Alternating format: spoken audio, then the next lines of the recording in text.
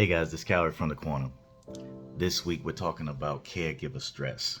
And I'm going to do it again, just like we did for Cancer Week last week.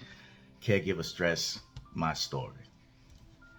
And I'm going to start out with just telling you about my father, because he was my main person that I was a caregiver to. My brother, at the beginning, he was taking care of my father for a long time, but really didn't have to take care of him that much. He was still mobile, but I didn't realize that he was still taking care of him and he was having stress as well. And he would call me and say, bro, when are you coming back home? I just need some help. And I'm like, and my heart was reaching out to him, and I felt bad, and I was like, okay. And we were in an opportunity at the time when I was married to be able to come back home and choose that, and I was like, okay, no problem. When I got back home, bought a house here, had things going, my brother was here. Oh man, it was super fun days. We would split my dad's appointments. It was beautiful. He'd take him this day, I'd take him on this day. We had a schedule. Man, it was no problem. Shared. And I was only here. I was with my brother for 30 days doing this process, back and forth, getting Pops, because Pops just, all of a sudden he got old around 84. It's so weird. Where now he needed a walker, or I had to get him one of the chairs for the shower so he could sit down. You have to do special things, make sure he doesn't hurt himself. But all of that was cool because he was still young, 84. 30 days later, my brother was kidnapped and murdered.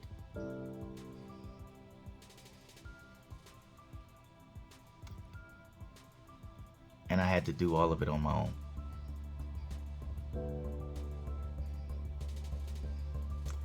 Along with my brother being murdered, I was in the process of going through a divorce.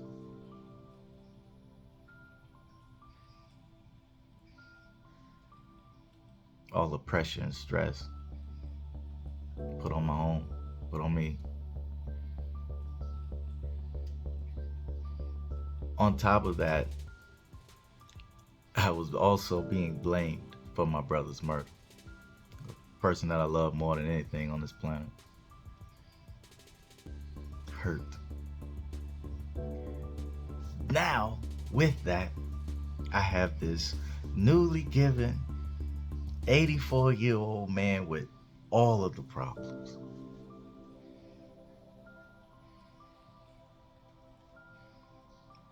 My dad had skin cancer, head cancer, prostate cancer, a heart attack, but died from receiving COVID in the hospital. Every one of those cancers required a surgery.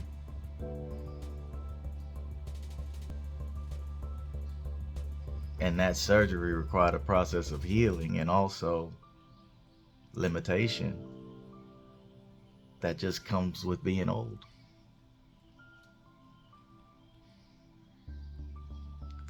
I tried to have people come and clean the house.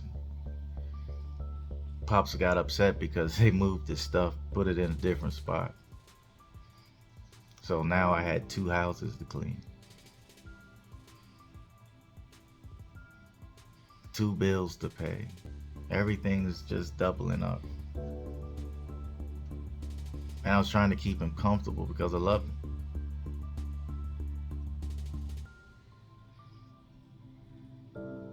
But it was wearing me out.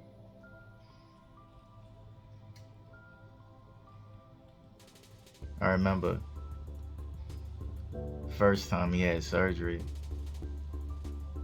just little skin surgeries, and they were cutting pieces out and hoping that he was good to go. And Pops, man, I love that dude, man. He's funny. I always thought, like, man, he's never gonna die. This dude, like, cancer is like nothing to this dude, man. He just wins. Pops always wins. Probably be old forever. But then I started thinking, like, man, if he's old forever,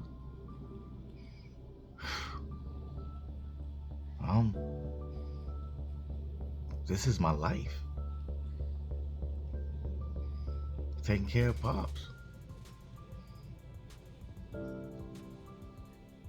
So I had to start figuring out things, like, because my job is it's a high-paced job, and when what I do with social media is very high-paced moving. I had to figure out everything, so I started putting a schedule together. That's the only thing that kept my sanity, putting a schedule together. This is what I have to do here. I cook at this time. I feed Pops at this time. I do this at this time, and I kept a schedule.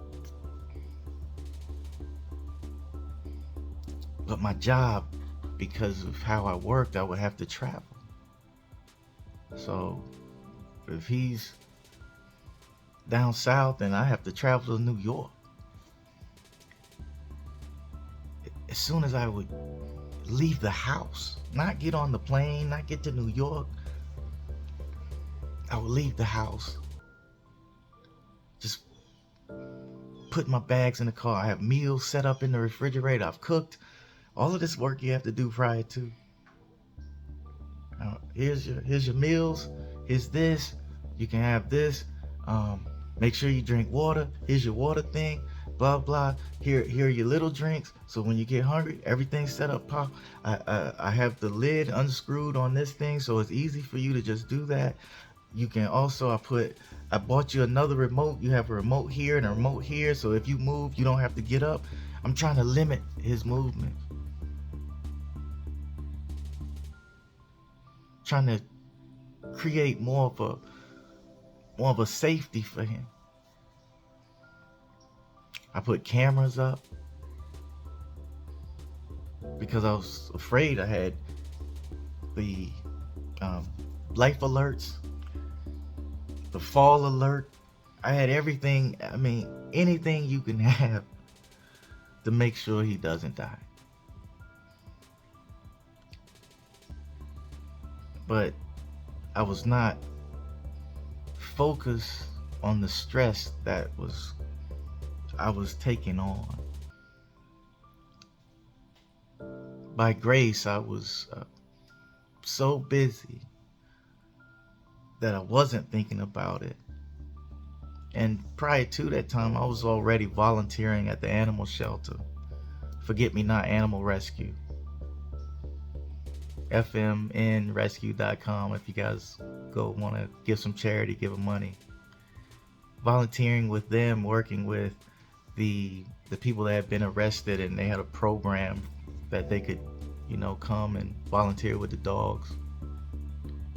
And I'm working with all these people at the same time, going through all of these surgeries and everything. I mean, just I'm stressed. Even going to see the dogs, when I would go do that, the little time I was away from Pops, I couldn't rest.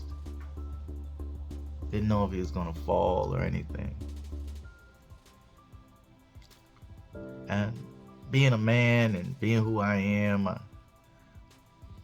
I just didn't want to live with Pops at the time, so I had my own place. Pops has his place, and I tried to keep it monitored, but I have, my room is still set up. I have an office at the house, and everything was there. So, and whenever the surgeries happened, I wouldn't stay at my house. I'd stay there with Pops, because he didn't want to move to live with me. Old honorary man, right? And so, one particular day, and Pops, like I said, this joker's a survivor, man. He's kicking butt through the surgeries. I mean, still recovery, still the same method. This dude's 84 years old, can't